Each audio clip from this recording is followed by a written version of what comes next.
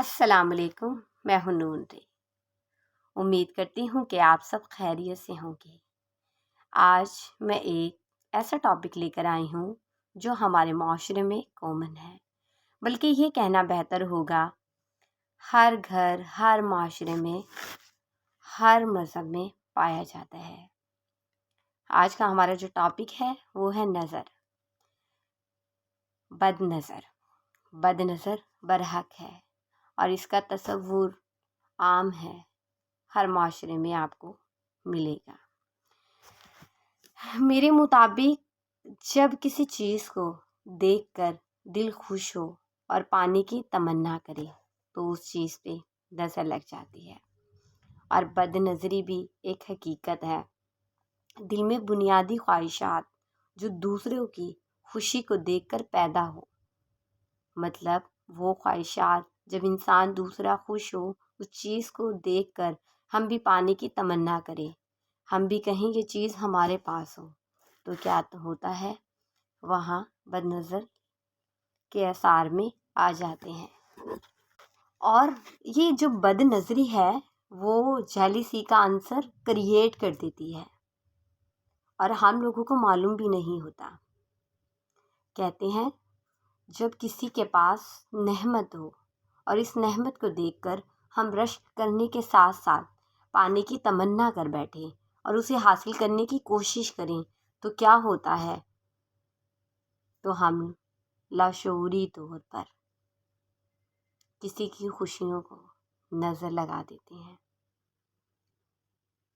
ذرا سوچیے گا، ایسا ہوتا جس طریقے سے ہر ٹاپک میں بتاتی ہوں، ہر چیز کے دو پہلو ہوتے ہیں، ایک پازیٹیو اور ایک نیگیٹیو۔ اسی طرح سے ایک بد نظری اور ایک خوش نظری، یہ دو کنسیپٹ ہے، دو تصور۔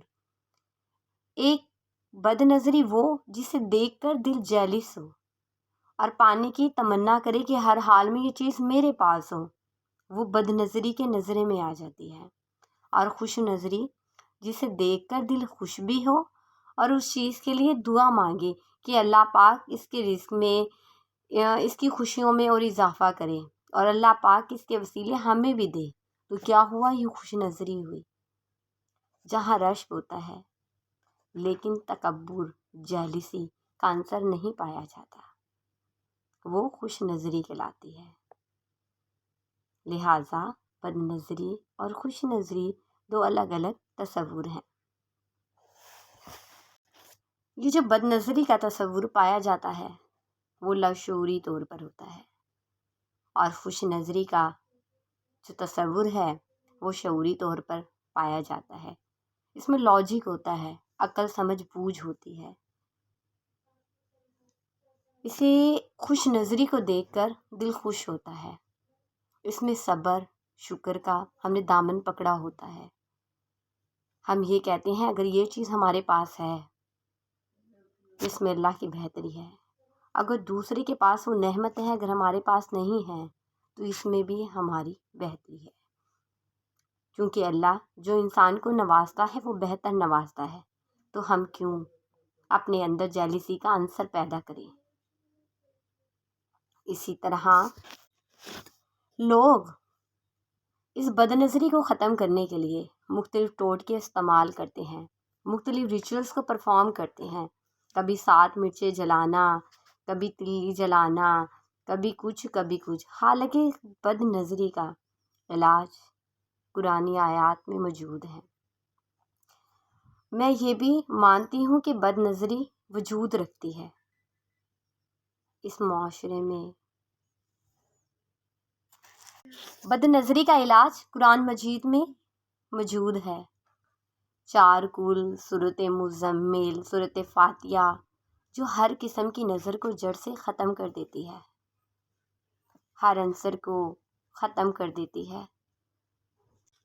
سم ٹائم لوگ اپنی ناکامی کو بری نظر کا نام دے کر اپنے آپ کو ناکامی کی طرف دھکیل دیتے ہیں۔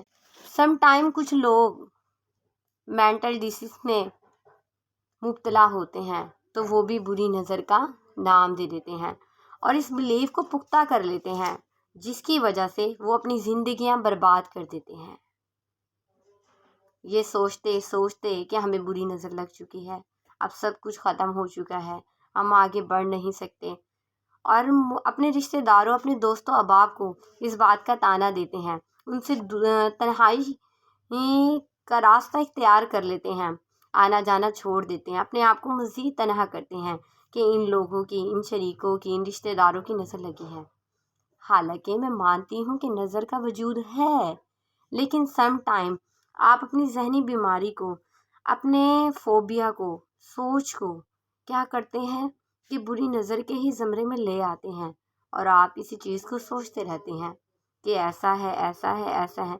پر میں کہتی ہوں کہ آپ جڑ تک جائیں، سوچیں، کیونکہ قرآن پاک میں تو موجود ہے بری نظر کا تصور، تو علاج، تو لہٰذا ناظرین بری نظر پر یقین رکھیں، علاج کروائیں، مگر پہلے میڈیکل رپورٹ کے بعد۔ کیا پتہ آپ کو کوئی مینٹل بیماری ہو، کوئی ڈس آرڈر کا شکار ہو، اور آپ بری نظر کا تصور لے کر بیٹھے ہوں۔ سم ٹائم ایسا بھی ہوتا ہے کہ میرے ساتھ بھی ایسا ہوتا ہے کہ کوئی ذہنی ٹینشن ہو تو ہم اسے بری نظر کا نام دے دیتے ہیں، تو لہٰذا اس تصور سے بچیں، اور انشاءاللہ تعالی ہم ملیں گے نیکسٹ کسی اور ٹاپک کے ساتھ۔ اسی کے ساتھ اجازت چاہوں گی، اللہ حافظ۔